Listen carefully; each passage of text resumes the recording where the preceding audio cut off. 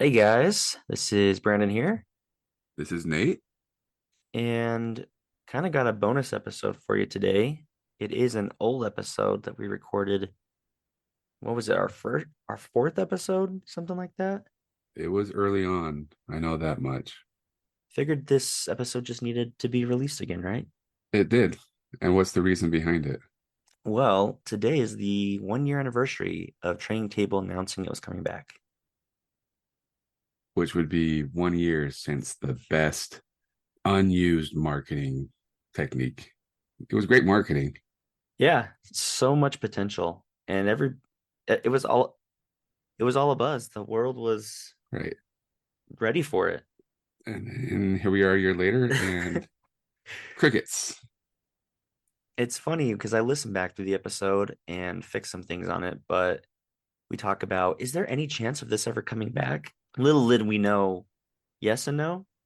I think the positive thing is it seems the family reconciled their differences, and so that's a good thing. But they said they were coming back in one form or another, food trucks, brick and mortar, all the works, and they released sauces that had even more criticism come because of it because people didn't get their sauces and sauces came broken well, and didn't they, get the yeah. sauces they wanted. Well, wasn't it wasn't even the TJS sauce, right? Right. Something like that. And then another thing that's been funny for this past year is it KSL who keeps reposting Yeah. the it's coming back, Yeah. and I think it's got me at least once or twice where I'm like, oh, it's finally happening, and then you start reading the article and it's kind of like we're doing today. They're just re-releasing the same article they did at the very beginning. Yes, we're just So copying KSL. yeah, so we're not going to do it every other month, but we'll do it once a year until they come back. I periodically over the last year have Googled just to see if there's any update, someone commenting on it. I think I saw something about Gephardt doing an investigation. Maybe he'll come out with something for the 1 year anniversary as well, an update saying, yeah, there's no updates, not happening. Yeah, I don't have any hope at this point. Yeah, I've gone back to look at the Instagram post because the Instagram still exists. And every once in a while, someone will comment again, is this still happening? What's going on with this? So I guess this is our form of an update that there is no update and would be very surprised to see this ever happen at this point. Yeah, the every day that goes by, the little hope we have goes away little by little. But personally, if they decided, all right, we messed up, we actually are going to come back now, I wouldn't be mad about it. I'd still support it. Oh, absolutely. Yeah. It's just funny. It's funny the way they went out, the way they tried to come back, and the way they didn't come back. So And the way KSL keeps beating a dead horse. maybe it's someone like us that's still hoping if they release that, it'll get enough people talking and something will happen. I could see that happening. Someone's just really eager for this to come to Right. fruition. Well, I think it proves my point too that the marketing or the idea of them coming back is exciting because KSL wouldn't keep re-releasing that article if they didn't get hits on it Yeah. and people reading it and commenting and all that stuff. So all this, yeah, I don't know if TJF Fridays, what is that called? No, wait, what It's are we talking about? trading What's table. the training table? Why did I say TJF for Fridays? Training table. You're hoping I for had something else to TJF come for back my yeah. more. They went away too. Training table. I don't know why I had TJF in my mind, but training table. Yeah, I don't know if they spent any money on their marketing or just kind of announced too early. But all this free marketing they probably got from KSL and us and everybody else, it has gone to waste. It's just gone to waste. So we would love to, if you're out there, trading table, if you're listening to this, we would love to have you come on, explain what happened, or make your official announcement here. We'll give you more free advertising. Come on the podcast, tell us you really are coming back, and we will support you 100%. Bring us some cheese fries. Yes, We're you in. have to bring some cheese fries, but we'll be in. So anyway, enjoy this throwback episode if you haven't listened to it before. If you have listened to it. It's fun to re-listen, and like I said, I did clean it up a little bit, so it's not as raw as it was back in the day. But it is fun to hear where we were at the very beginning of the podcast too. All those all those years ago. We were just kids. We were just strapping young lads. Good times. Okay, thanks guys. Enjoy. This is a place. This is the place. This is a place. We want to talk about. This is a place.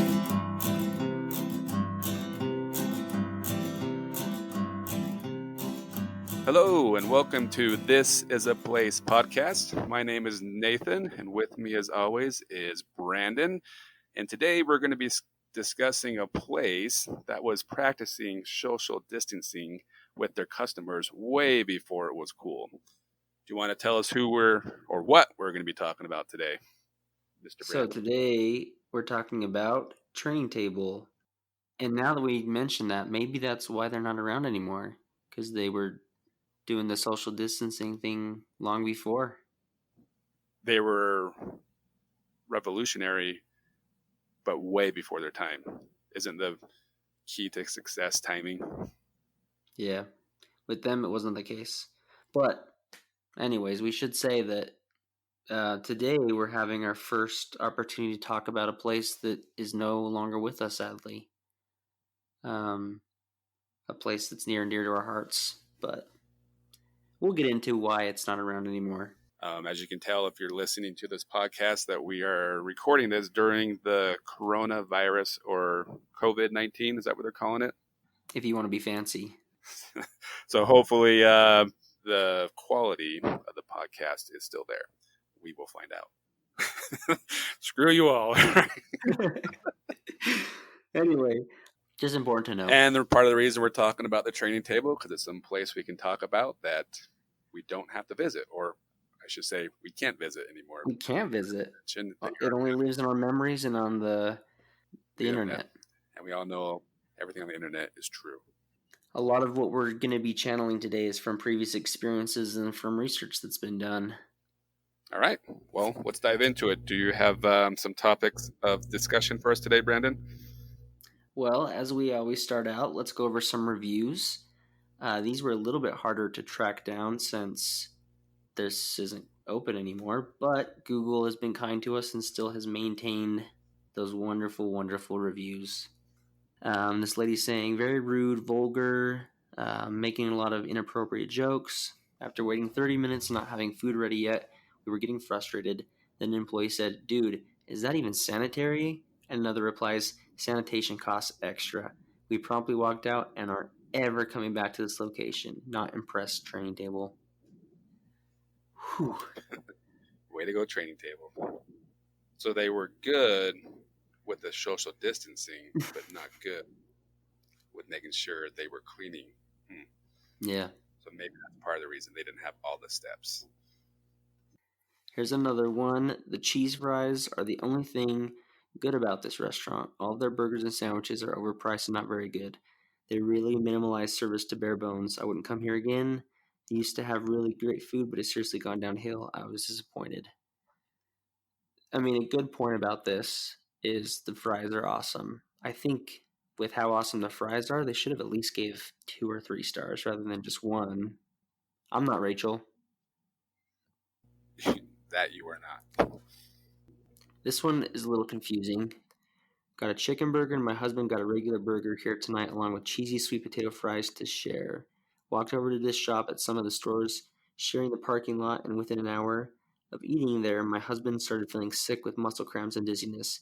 As we walked around more, I too started feeling the same things. At about 2 hours after eating, we both started getting a fever and severe nausea. It kind of just leaves you with a cliffhanger, doesn't it? That kind of does. At the same time, can you get food poisoning that quick? I don't know. I'm kind of concerned Nathan is no longer with us.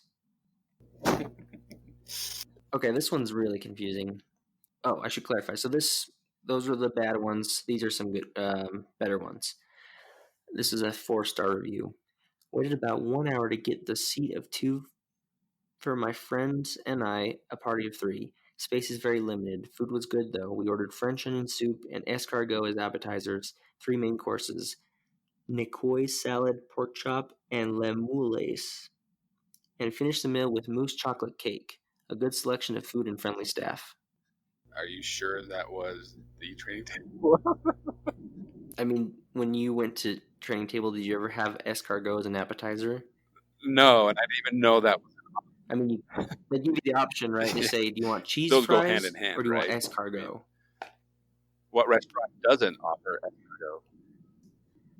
That brings up a question. Have you ever tried escargot? No. Have you? You have not. I have multiple times. And what's the verdict? Well, if you've had it multiple times, then you must be okay with it. Yeah, both times I've had it, it's basically been drenched in like this garlic type sauce. So I think no matter what you were eating, you're gonna taste this sauce. So it didn't, you know what I mean? So It's like Red Lobster, right? You just put that butter sauce on everything and doesn't matter the quality, it's going to be good. yeah, exactly. So all you could taste was the garlic butter sauce. So I guess not bad. Well, either way, I'm upset I never got to try the escargot from Training From Table. training That Sure chocolate it would. mousse cake sounds really good too. and the chocolate mousse. So maybe, you know, like some restaurants have like a hidden menu. Oh, is their secret menu? It's kind of like when you go to In-N-Out Burger, they only have like what 4 things on the menu, but yet you can order like 100 things because Mhm. there's this huge menu. It's one of those. So pretty sure that's what it was. Exactly. All right, let's do one more. This was a really positive one. The food here is always delicious, and the cheese fries are the bomb. If you've ever been here before, then you need to. If you've never been here before, then you need to order cheese fries with their special fry sauce. It's unique to Training Table and it's delicious. They have really great kids menu here as well, and their updated menu includes more sandwiches and burgers. He didn't include this, but also escargot. Their service is fantastic most of the time, but there have been 2 instances in the last 2 years where I came here and waited over an hour for my food or forgot something in my order. This isn't a common occurrence for them. When it does happen, it takes a huge chunk of time. Overall, this place is absolutely worth it for the food and the experience. I think we can end with that because, I mean, I went to Training Table a lot. It seemed like a similar experience. You can't beat the cheese fries and the dipping sauce they had. Yeah. Yeah. I mean, I probably have only been to Training Table a handful of times. Wasn't a regular on the rotation of places to go, but it was unique. Would you consider it fast food or would you consider it kind of casual dining? What would you consider it to be? I mean, I think they could probably classify it in both, but more towards casual dining. Yeah, I don't it's more remember. like a casual dining. It's a sit down place. I don't think you can easily get it to go. I mean, one of the best parts about Training Table were the phone ordering, right? Yeah, and that's what kind of made it its thing, right? Unique. Yeah, we joked about at the beginning, right? That's a lot of, pretty good for social distancing. You're just ordering over the phone. You don't have like a waiter that you're talking with. You go and pick up the food from the counter. There's not really a lot of interaction going on. So I think you could just sit down and then pick up the phone when you're ready to order, and that's how you let them know. It's not like someone's going to come over and like attend to you. That's true. Which makes me also kind of wonder if they were still open, would they still use the telephone system? Because many kids nowadays probably wouldn't even know what the telephone was, or would they have like an iPad or something that you order on at the table? Yeah, they could have done the iPad thing, kind of like how Chili's has that option. I mean, I guess Yeah, at least you can order like desserts and drinks and stuff, right? But yeah. they And could then have even done like little iPhone type things rather than the old school phones they had where you just type in what you want. I don't know, so it's still keeping that phone vibe like they had, but modernizing it. but could you imagine if, like, for some reason they just opened up a training table today, and you send a bunch of high schoolers in there, starve, or think like they were being ignored, or would they even know that that thing's a phone and you're supposed to pick it up to order? Yeah, maybe from some of the people that gave the reviews saying how it took forever to get their food is because they just didn't know how to order. They couldn't figure it out.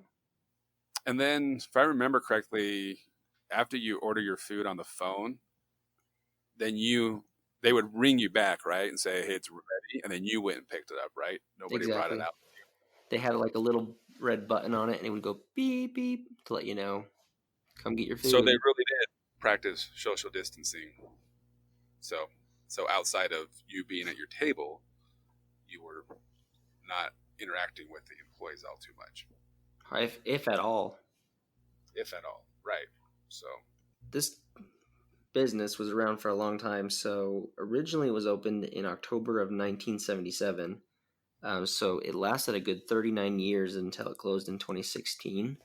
It was started by Kent Chard, and he had some partners along the way that helped out with it. But they had quite a few locations. At their peak, they had at least 5 locations. So pretty good footprint along Salt Lake City. or that I'm aware of, they didn't have any in Utah County, right? Not that I remember. Going over the menu, which I was able to find online still, one of the things I remember the most going there as a kid was being able to order off the kids' menu, and everything they had on there was called a Pee-wee. Do you remember this? A Pee-wee? No, So, I like, do you get a not. Pee-wee cheeseburger, a Pee-wee mac and cheese, a Pee-wee grilled cheese sandwich. Everything was labeled as a Pee-wee. And I'll be honest, in my innocence, I thought that they were talking about, like, Pee-wee Herman when I was little, because I just didn't know any.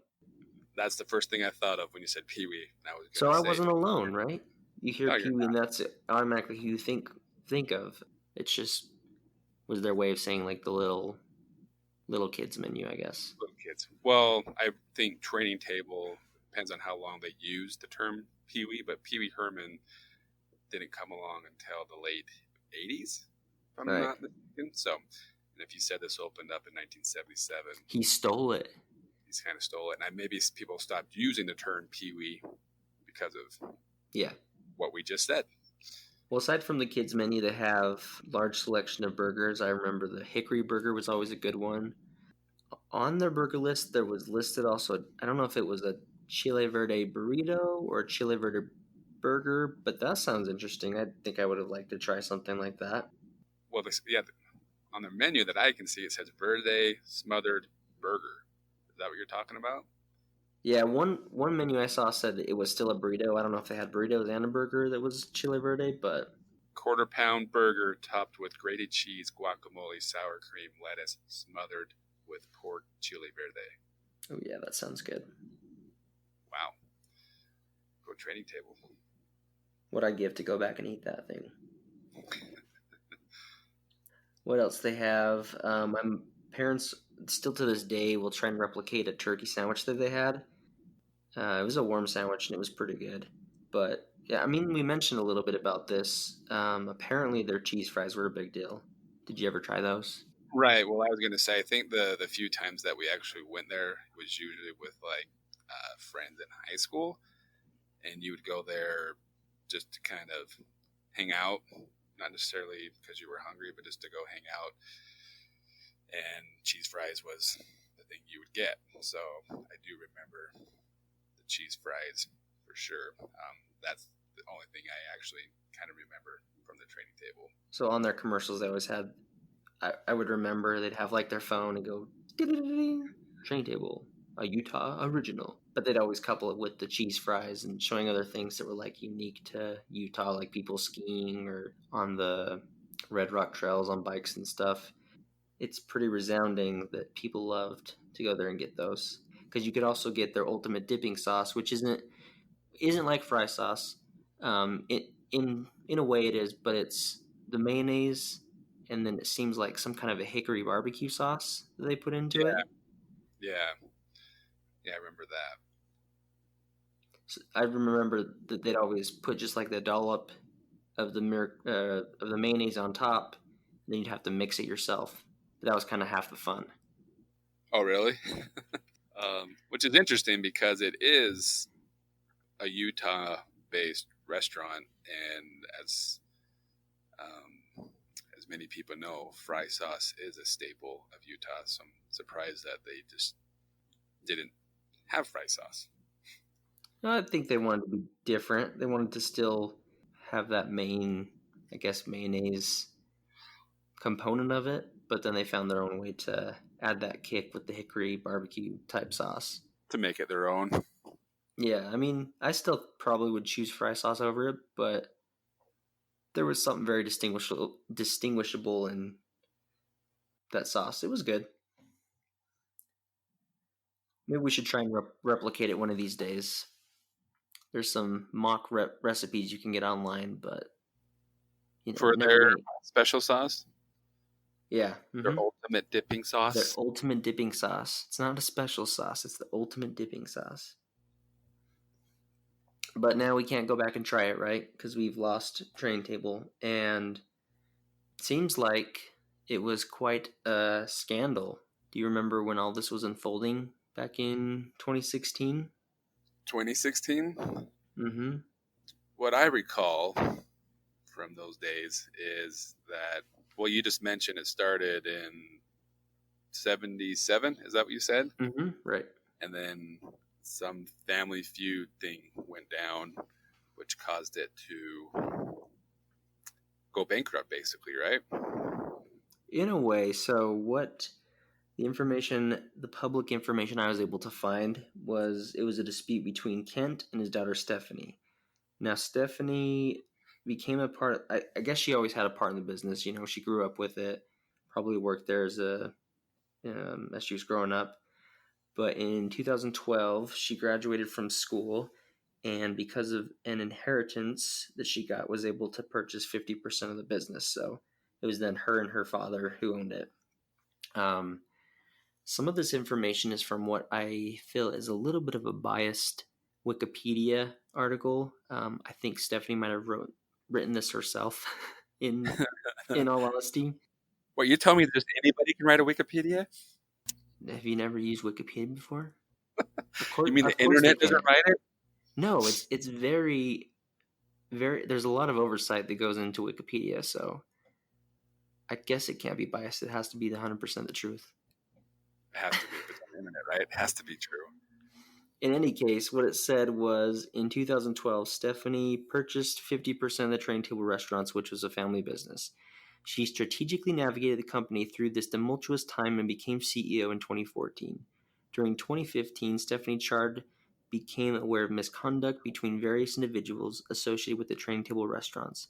Stephanie Chard worked for 1 year to resolve the ongoing dispute, but was unable to come to a resolution with the various parties involved. So all she was trying to do was just save the business, is what it sounds like. From her perspective. From her perspective, I can look at the Sorry, sources, but from what Wikipedia says, she did a lot. She navigated it through this tumultuous time, took it from 2012 to 2014, but ultimately things didn't work out. And that led to Training Table's demise. In November of 2016, they still, on their Facebook page, were asking for people to apply to their positions there in their Sugar House location, I believe. And just a few short days later, on November 30th, 2016, they announced that they were ultimately going to be closing. And it was a sad day because no one saw it coming. So was it one of those, just basically the employee showed up one day to work and they had a sign saying, sorry, we're done?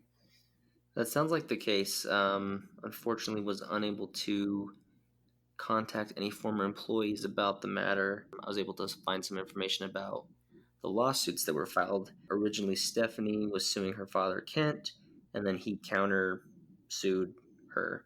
And so a lot of back and forth, even as recent as December of 2019, there was a court decision, and the claims were, sounds like for the most part, dismissed. Man, did things get tense between this family. But my question is, was it worth it? No. Mess things up for a lot of people. Yeah, people lost their jobs. Besides that, yeah, All absolutely. of Utah was disappointed. They couldn't get their food there anymore. I mean, yeah, it caused a whole ripple effect across the state of Utah. I was trying to do some research originally to see if there's like, obviously we can see all the places where Training Table used to be, but all of them have been replaced with other restaurants now. So that kind of diminishes my hope of it returning. I was trying to do research to see, okay, someone involved with this business, they're going to create a new restaurant or something, right? Like they've been in the restaurant industry for 40 years. They're not just going to all of a sudden disappear. I wasn't able to find that, but I did find Stephanie's Facebook, just did a little stalking there. It was open because it's kind of like she's a public figure, and so people can follow her and see all her stuff. But yeah, she does a lot of traveling. No, doesn't look like any restaurant in sight. Yeah, and kind of like what you mentioned before, there was no warning, so no chance to say goodbye, right? Exactly. So their website is still up, and it has like their final message on it. So I don't know if I mentioned this. The official final date was November 30th. And on there, they posted, as we finally look back on our past 39 years, we could not begin to thank our customers enough for all their support, from sharing countless warm messages to telling us their favorite Training Table memories. We have been fortunate to work with an incredible staff and are so appreciative of all their hard work. We are thankful for our key partners who have been working to ensure the majority of our employees are secured with new employment opportunities. While we made the decision to close our family business, we are celebrating the many cherished memories that have been created over the years. Thank you to our customers, staff, and vendors for making Training Table a Utah original. An original that is no longer with us. It would be nice to go make a phone call and get some cheese fries again. Maybe that's a good idea for someone who wants to start a new restaurant. My big question is, though, what happened to all the sports memorabilia? I don't remember. Are you talking about kind of like the Applebee's style where they had stuff hanging on the walls? Tennis rackets and all sorts of stuff all over every restaurant. That was a cool aspect, I think, of the restaurants is they had, kind of like you said, like the Applebee's with all the stuff all over the walls. But I mean, that's a lot of stuff that they had there. What happened to all that? Was it auctioned off? Is it still in the possession of the Chard family? Yeah, I don't remember inside as much as I do the exterior. I mean, the exterior, if you drove by and didn't see a sign, yeah, you could tell that must be a Training Table. So yeah, they kind of had a style for their exterior, but I don't remember the inside having much hanging on the walls. Like I said, I just remember kind of probably the biggest comparison or the easiest comparison for me would be like the Hires. What is it called? Hires Big place? H? Yeah, that kind of style restaurant, but every booth and table would have a phone that you would order on. So that's probably the best comparison I could say that I remember. I don't know if I'm far off on that one. I mean, I can just thinking back, it seemed like there was always a boxing theme. Like there would be big pictures of boxers all across. And it seemed like it wasn't like modern sports. They'd focus a lot on the old, like black and white pictures was what they'd have. Like I mentioned, the tennis rackets. I remember like super old school tennis rackets that were hanging on the walls. So it was very eclectic. But all that stuff had to go somewhere. Just don't know where. That's true. Could be at your local thrift store. Maybe, for all we know. Or maybe in a storage locker, wait for somebody to bid on it. In a storage unit, or it's like in one of those crates next to the Ark of the Covenant, Oh, so maybe the next Indiana Jones film will have it? Yeah, maybe the next Indiana Jones film is going to be focused on the Training Table memorabilia. Sure it will. And that's probably why it's delayed right now. It's because they're trying to figure out where the stuff is before they can start filming. So if you could go back to Training Table now, what would you like to see? What would you like there to be different about it? What different? Like if they brought it back and they put us in charge, what would you change or do? I mean, we mentioned the iPads and the phone thing. Yeah, I did like that. Was kind of fun because I think we established that we kind of felt it was more of a casual dining, correct? Mm-hmm. With kind of a fast food take on it, but that can be an annoying factor when you do go to a sit down or casual restaurant and you're ready to order, but your waiter or waitress doesn't show up for 10-15 minutes to take your order. So it is nice the fact that when you're ready, and same by the same token, they sometimes come over and start harassing you to take your order, and you may or may not be ready. So I did like the fact of the phone, but maybe change the phone to what we talked about earlier, having an iPad or some sort of tablet that you order your food on, and then dings or vibrates or something to let you know that you're A little chirp. pick it up. So take the waiter or waitress out of the equation and enjoy your meal at your own pace. Kind of like that. You could change the phones. I like the phones a lot, especially as a kid, because we mess with the people, which probably in hindsight wasn't the best thing to do because they're the ones Ate a lot in of the back hiding and making your food. exactly. You don't mess with the hands that cook your food. I'll tell you Yeah. that much. But we'd always like to go around to different booths and we'd lift up the phones and then run away. But if you would go to the back where they would have you actually pick up the food, you could look into the side. They had like almost like an old school switchboard type thing where it'd have lights ding up to show which phone was calling in and how they'd pick it up. I do have to say though, if I was a worker there, that would probably annoy the heck out of me having to deal with those phones and taking those orders like that. Yeah, and I'm sure you probably weren't the only kids to do the same prank. So I'm sure that got or teens, or probably probably I would still probably do it as an adult, to be completely honest. that you probably yes you would, but I bet you have like some slang word for something like that when kids are doing that, Now, what would that slang word be? right? What's our podcast rated? PG. This is a family podcast. Family podcast. Those darn kids. Those whippersnappers. We've bid a farewell to Training Table, a great original staple of the fast casual dining in the Salt Lake area. Now all we have to look at is the places that we'll always be able to recognize as old Training Tables. Like I always see the one on State Street. It's like some sort of an Asian cuisine, but I know what it used to be. There's a Training Table, and you can never like it. The buildings were very distinct that you can't erase what was there before. Like you always know. Yes, you can tell what was there prior. So on a scale of 1 to 5 stars ranking system, from what you recall, what would you rank Training Table? Because I went there a lot as a kid, and that's mostly what I remember, I'm gonna have to say a 4. Because I don't recall bad experiences. I didn't have to deal with. I mean, as a kid, any wait for your food is a long wait, right? But it's not like it would change my rating. So I like the phones. I like the fries. I learned to like the sauce. So it was a solid 4 for me. What about you? I would probably put it in the 3 category, to where it wasn't amazing, but it also wasn't bad.